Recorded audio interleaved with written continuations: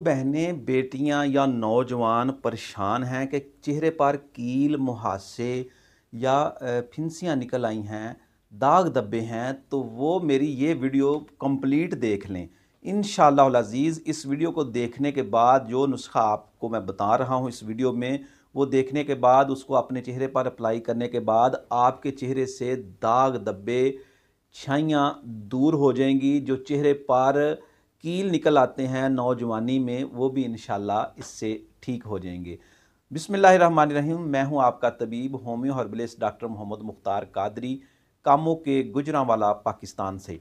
तो नुस्खा की तरफ बढ़ने से पहले देखें, जब भी नौजवानी में ये चीज़ें निकलती हैं चेहरे पर, तो अक्सर जो है ना वो मैदे की ख़राबी भी होती है। तो मैदे की ख़राबी को भी मद्देनज़र रखें। दूसरा जो नुस्खा मैं आपको बता रहा हूँ, ये चीज़ें सारी आपकी अगर अच्छी होंगी, खालिस होंगी, तो इंशाल्लाह आपको इस नुस्खा से बहुत ज़्यादा फ़ायदा होगा। सबसे पहले चीज़ें नोट कर लें। चेहरे पर लगाने के लिए बेहतरीन ये उपटन है। हल्दी लेनी है आपने, जो बाज़ार से मिलती है वो वाली हल्दी आपने नहीं लेनी। उसके लगाने से इन्फेक्शन भी हो सकता है चेहरे पर, उसमें मिलावट होती है।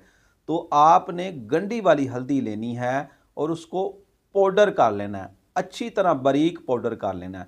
उसके बाद नंबर 2 पे बाबची, मशहूर चीज़ है, ये भी पंसार स्टोर से मिल जाती है। ये आपने बाबची लेनी है। उसके बाद लेना है आपने राई, सुरख राई लेनी है। ये इंडिया से जो आती है, इंडिया वाली सुरख राई, पाकिस्तानी भी ठीक है, जो सुरख राई है वो वाली लेनी है आपने। तो ये तीनों चीज़ें आपने बराबर वज़न लेनी है, अलहदा-अलहदा ले लें, इनको पाउडर कर लें, कपड़ छान करके इनको आपस में मिला लें, मिक्स कर लें बराबर वज़न। तो इनको लगाने का क्या तरीका है, चेहरे पर इसको कैसे लगाना है, इसको इस्तेमाल कैसे करना है। तो सबसे पहले आपने दूध की जो ताज़ा बलाई है ना वो लेनी है। अगर गाय का दूध हो जाए, उसकी बलाई जो थोड़ी सी ऊपर आती है वो मिल जाए, तो वो बहुत ही अच्छी है। तो उतनी मिकदार में लें जितनी आपने चेहरे पर लगानी है, और उसमें ये जो सफ़ूफ तैयार किया गया है, ये उसको उसमें मिक्स करके अच्छी तरह इसकी एक क्रीम सी बन जाएगी। ये आपने रात के वक्त चेहरे पर लगानी है।